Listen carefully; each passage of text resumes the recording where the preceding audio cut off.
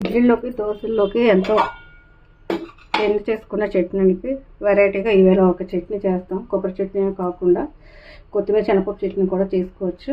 ఆ ప్రాసెస్ ఏంటో ఇప్పుడు చూపిస్తాను.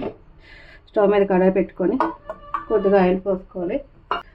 ఆయిల్ హీట్ ఎక్కిన తర్వాత మనం కట్ చేసి పెట్టుకున్న పచ్చిమిరపకాయ ఒక 10 నుంచి 15 వరకు, కారం ఎక్కువగా తినేవాళ్ళు అయితే మరి కొద్దిగా వేసుకొచ్చుకోవడం.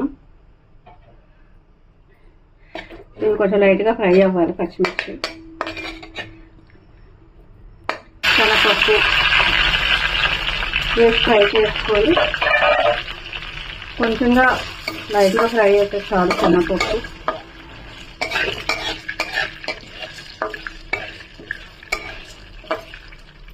శనగపప్పు కూడా ఫ్రై చేసిన ఫ్రెండ్స్. ఇప్పుడు ఇందులోకి 2 కప్పులు కొత్తిమీర శుభ్రంగా కడిగేసి కట్ చేసి పెట్టుకున్నది ఫ్రై చేసుకుంటాం. ఇప్పుడు మనం వేయించి పెట్టుకున్న శనగపప్పు కొత్తిమీర చల్లారిపోయింది ఫ్రెండ్స్. ఇప్పుడు దీన్ని మిక్సీలో తీసుకొని మనం మిక్సీ చేసుకోవటమే.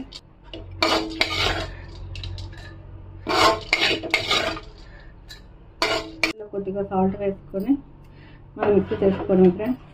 చూసారా ఫ్రెండ్స్ ఎంత గ్రీనిష్గా వచ్చిందో చట్నీ. ఎంతో రుచికరమైన కొత్తిమీర శనగపప్పు చట్నీ ఇడ్లీలోకి దోశల్లోకి కూడా బ్రహ్మాండంగా ఉంటుంది.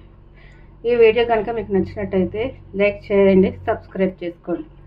కామెంట్ రూపంలో కూడా మీరు నాకు కొంచెం తెలియపరచండి ఏంటో అనేసి అనేది. నేను నెక్స్ట్ వీడియోలోకి అది ఏమీ లేకుండా చూసుకుంటాను.